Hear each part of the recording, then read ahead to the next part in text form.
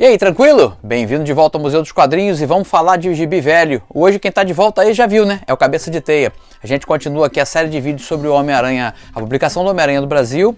A gente já fez um vídeo, pode dar uma sacada aqui na cartelinha aí, sobre a publicação dele na Block e um pedacinho da Ebal, que não tinha muita coisa para mostrar. E depois veio para cá, ó, RGE. E essa, eu arrisco dizer, uma das melhores fases, se não a melhor fase do Homem-Aranha do Brasil, foi publicada em primeira mão pela RGE. E a gente vai conferir isso agora aqui no canal, depois da vinheta.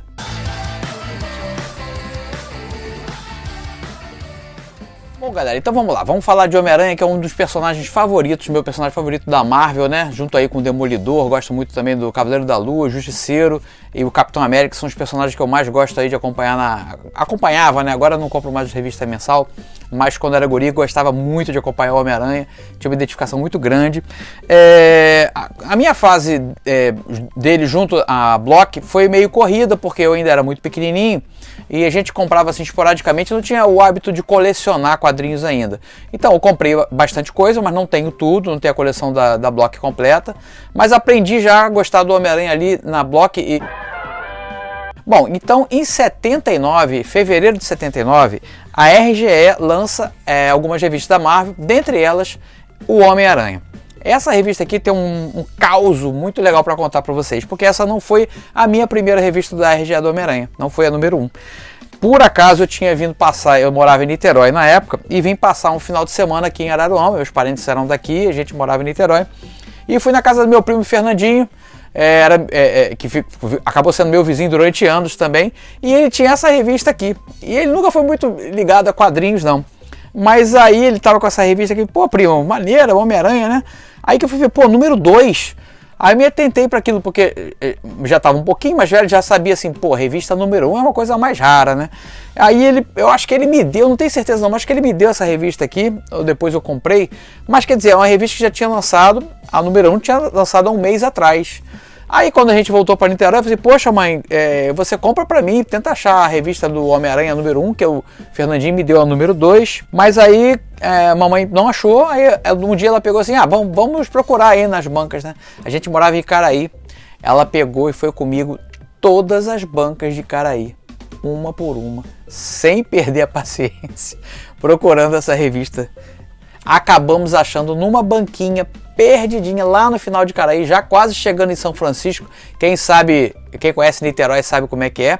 Na última banca pequenininha, em frente onde hoje é o restaurante La Mole, tinha essa aqui já detonadinha, ou seja, era uma revista que fugiu do encalhe, alguém já tinha lido e devolveu, mas eu fiquei tão feliz de ter comprado isso aqui. Ela já veio para mim meio detonada, mas eu conservei da melhor maneira possível, né? Agora, sobre a revista em si, né, sobre a publicação da RGE. Por que eu falei lá na introdução do vídeo que é uma das melhores fases do Homem-Aranha? Primeiro porque tem o traço do John Romita, que para mim está nos meus top 5 de desenhistas. É um traço muito elegante, ele tem uma narrativa muito dinâmica também. E aqui a RGE começa, na verdade, publicando a Spider-Man 61. Então aqui é uma continuação de uma história que tinha começado em outra revista, né? Já começa meio... vocês vão vendo nas imagens aí, eu passei toda ela para vocês darem uma olhada, e começa assim meio perdido, né? Outra curiosidade é que a área de arte era um pouco menor do que a área de papel, não sei por que essa redução foi feita, isso depois foi corrigido nos próximos números, e as cores também estão estranhas. Por exemplo, o vermelho do Homem-Aranha aqui ficou durante um muito bom tempo parecendo eu não sei definir bem, é um vermelho puxado pro vinho, e o azul também, o azul mais escuro. Eu acho que eles tinham um certo problema de cores na RGE, mas enfim, o que aconteceu? A partir dessa número 1 e dessa número 2 que eu ganhei lá do meu primo, aquela mosca do colecionador me picou e eu falei assim, não, essa aí eu vou tentar colecionar. Igual que eu tinha feito, que é mais ou menos contemporânea, o Capitão América da Editora Abril, que eu também já fiz um vídeo sobre ela aqui, você confere aqui nessa cartelinha. Foi nessa época que eu comecei, eu devia ter 79, eu tinha 10 anos, 9 para 10 anos, eu comecei a atentar para coisa de colecionar as coisas, assim, e me atentar pela numeração. E aí, como eu morava em Caraí e lá em Niterói tinha muita banca, ao contrário aqui de Araruama, que tinha bem menos, né? Então esse problema aí do colecionismo ficou difícil quando eu vim morar aqui, mas eu dei um jeito. Mas lá não, eu podia descer do prédio onde eu morava e tinha uma banca ao lado e eu conseguia manter assim a coleção com regularidade. E aí aí veio mensalmente, lá eu conseguia acompanhar porque a RGE tinha uma distribuição melhor nos grandes centros, Niterói, Rio. E aí eu comecei a viajar nessa grande novelona que o Stan Lee escrevia, com a ajuda aí nessa fase aqui do John Romita. E pra mim, cara, que essa novela assim sem fim, que é a vida na verdade é a vida do Peter Parker, né, o Homem-Aranha. Você consegue identificar nas histórias que mesmo usando aquela roupa e com aqueles poderes incríveis, quem tá ali é o Peter. É o tempo inteiro você tem essa identificação com o Peter e ele disfarçado de Homem-Aranha. É engraçado isso, né? Eu não sei se vocês têm essa mesma sensação quando liam as histórias. Hoje eu já não acompanho mais. Eu não sei, o Homem-Aranha passou por umas fases muito esquisitas e acabou enchendo meu saco. Eu não quis mais ler o Homem-Aranha. Infelizmente, eu abandonei assim, os quadrinhos do Aranha. Mas nessa época eu me divertia muito. E, poxa, a arte do John Romita fazia maravilhas. E como eu falei já antigamente, não tinha outras fontes de diversão. Então, assim, para quem gostava de cultura pop, ficção, aventura desse tipo, era muito mais limitado. Então os quadrinhos eram uma válvula de escape fantástica. E aqui a gente vai vendo desfilar edição após edição o melhor de argumentos e arte dessa parceria que deu muito certo com a saída do Steve Ditko, que foi o Stan Lee e o John Romita Sr. As histórias são muito legais e uma coisa que eu sempre falo, as histórias eram autocontidas, apesar de ter uma grande linha narrativa que permeava as histórias sempre, né? Era uma coisa de continuidade. As histórias, você podia chegar na banca e comprar uma revista ou duas, né? Um mês e outro, e se encerrava ali aquele pequeno ciclo de histórias, apesar de ter uma grande linha narrativa que continuava. Ou seja, para o leitor que era colecionador, você obtinha mais riqueza de detalhes, e para o leitor ocasional, você podia comprar aquela revista ali, lia na própria revista, aqui no caso da RGE, era uma revista formatinho com 50 páginas no papel jornal, e geralmente as histórias se completavam ou na própria revista ou na revista seguinte. Então, não era necessário você acompanhar por um longo tempo para poder saber o que ia acontecer e tal. Curiosidades dessa fase aqui do Aranha, então, da RGE.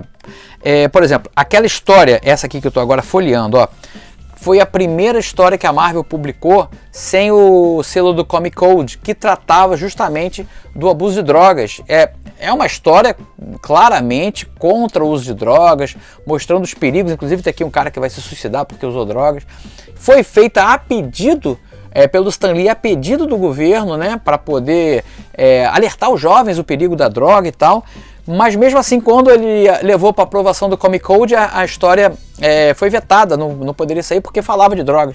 E ele falou assim, cara, como que eu vou falar uma história contra as drogas sem mencionar a palavra droga? É impossível. Aí ele falou assim, quer saber? Vamos publicar sem o selo. Essa foi a primeira revista da Marvel a sair sem o Comic Code. As capas da RGE geralmente eram montadas, não eram as capas originais americanas, eram capas montadas. A RGE também adquiriu a partir de determinado número, eles adquiriram o hábito de fazer umas diagramações próprias. Eles pegavam os quadros e aumentavam assim, dava para ver claramente que era uma ampliação exagerada da arte para poder compor a revista. Eu não sei porquê, se era falta de anunciante, enfim, nessa época as revistas saíam com muitos anúncios, né? Seja das próprias outras revistas da editora, seja de produtos relacionados ao público infanto-juvenil. Outra coisa muito legal para citar aqui, outro artista que entrou nessa época aqui da RGE foi o Gil Kane, que é um cara que ele começou, o início de carreira dele foi lá no Lanterna Verde, né, com super-heróis, mas aqui no Homem-Aranha ele tá on fire, cara. Tem essa história aqui do Mobius, do vampiro, né, que inclusive vai virar filme pela Sony, se não me engano, estão estudando isso aí. Que eu não sei, eu não lembro bem, mas é uma fórmula que é injetada no Homem-Aranha e ele desenvolve. Eu tinha muito nervoso de ler isso, assim, eu era muito impressionado com os argumentos. Ele desenvolve mais 2 braços, esse como se fosse uma aranha mesmo, né? Ficou com 8 membros, né? Isso aqui me dava um pouco de medo, de nervoso. Eu viajava muito nos argumentos, eu era muito absorvido por aquilo que estava sendo apresentado nas histórias, então era assim, era quase uma obrigação ir eu acho que eu ia, inclusive toda semana, que eu não sabia muito bem da periodicidade, e perguntava lá pro tio da banca, o italiano mal-humorado lá, e aí? Não era daqui de Ararão, Seu Ventura não, outro. Chegou o Homem-Aranha, e ele me atendia legal lá dentro do bom humor dele. Mas assim, Ross Andru também entrou depois, que veio inclusive a ilustrar o encontro dele com o Homem-Aranha, o Superman, que eu já falei aqui no canal. Cara, muito legal. Essas revistas são dificílimas de encontrar em sebo, dificílimas. Se você por acaso encontrar, pega. A editora Abril republicou isso aqui, boa parte na revista Teia do Aranha, né, que trazia republicações da fase clássica do Homem-Aranha, e depois a Panini pegou e republicou uma parte disso aqui naquela coleção histórica Homem-Aranha. E agora a Panini está fazendo novamente a republicação de histórias do Homem-Aranha numa coleção de capa dura, acho que são 430 páginas, tipo um ônibus do Homem-Aranha. A primeira edição parece que compreende boa parte da fase do Steve Ditko. E tá vendo aí, na Amazon tem para comprar. Eu não vou comprar porque eu já tenho esse material, seja em formatinho, seja em formato americano preto e branco, numa outra coleção que a editora Abril lançou. Mas se você por acaso não tem, sinceramente, uma boa leitura, é isso que tá aqui, cara. Essa fase, enquanto o Stan Lee estava escrevendo, e depois Gary Conway pegou também, Len Wein chegou a escrever o Homem-Aranha, e eles seguiam essa coisa do o Peter com uma roupa de aranha. Então as histórias você tem uma grande identificação do leitor com a quantidade de perrengue que esse cara passava, cara. Ele desistiu de ser Homem-Aranha várias vezes, né? Larga a roupa, não quero mais, porque ele encarava aquilo como uma maldição, e isso está muito bem apresentado nessa fase da RGE.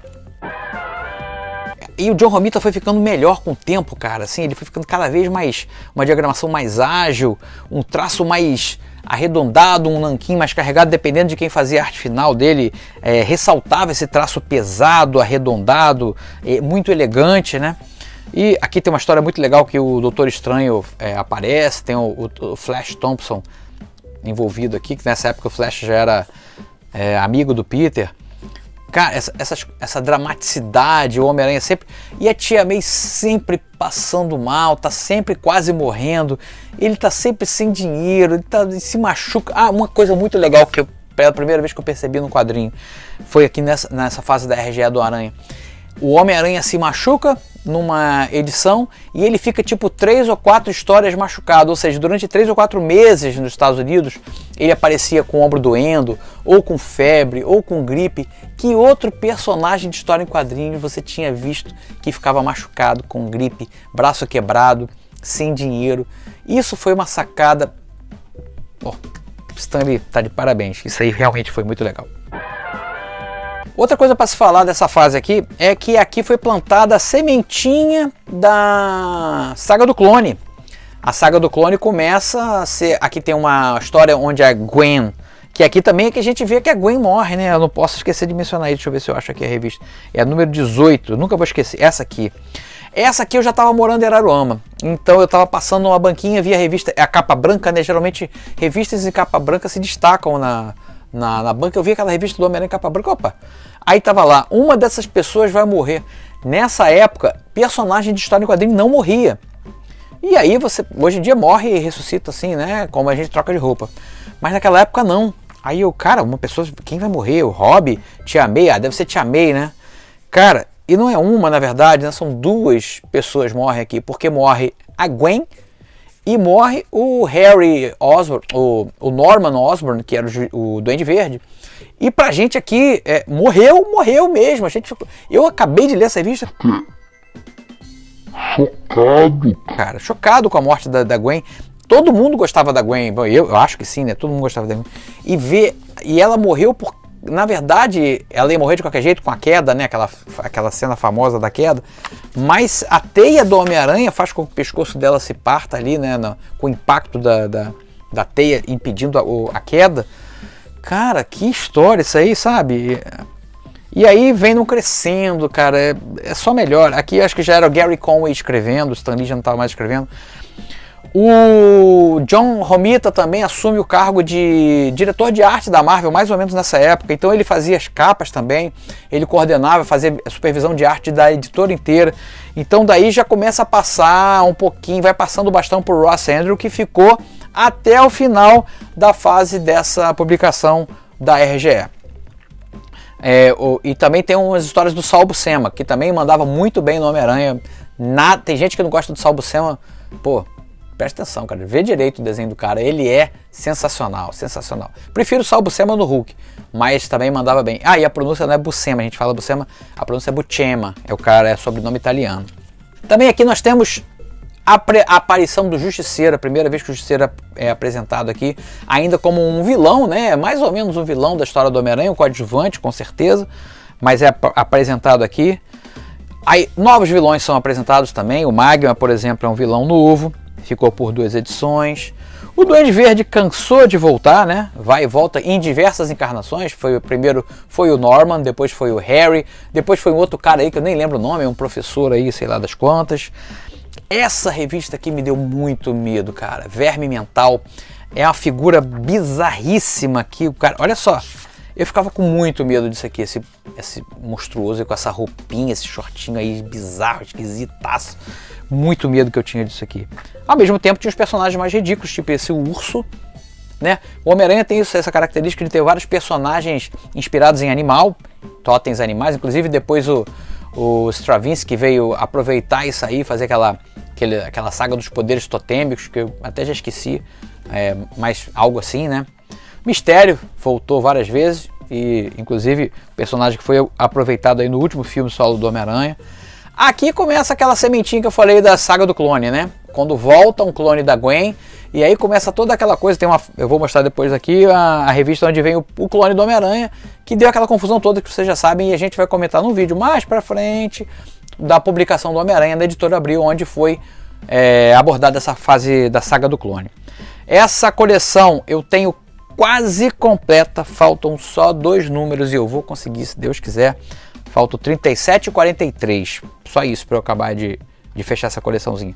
A maioria eu comprei e consegui completar em sebo, porque depois, como eu falei, eu vim para Aroama, a distribuição aqui era bem complicada, às vezes vinha 1, 2 revistas, às vezes não vinha, então a gente acabava completando mesmo em sebo. Então a maioria das capinhas estão um pouco detonadas, mas como eu já falei em outro vídeo, I don't care, eu quero a revista. Bom, mas eu vou dando uma encerrada por aqui, porque o vídeo já está ficando muito longo, a gente tem muito assunto ainda para falar de Homem-Aranha. Então, o que eu posso falar dessa publicação que foi realmente, marcou a época, pelo menos para mim, foi muito importante. Além dessa publicação mensal, a RGE lançou diversas outras publicações do Homem-Aranha. A gente vai abordar em outro vídeo os almanaques, super almanaques do Homem-Aranha, onde tinha publicação basicamente do Marvel Team Up, e outras histórias avulsas, assim, sem ser a Amazing Spider-Man americana, né? Mas, assim, muito bom, cara, muito bom. Eu espero que esse vídeo seja de utilidade para vocês, pesquisadores, quem curte o Aranha de maneira geral. Se você por acaso tiver esses 2 números que eu falei aí, entre em contato, quem sabe a gente não faz um bem bolado aí, um troca-troca. Tem revista aí para trocar. Enfim, deixe nos comentários alguma dúvida, se eu puder responder.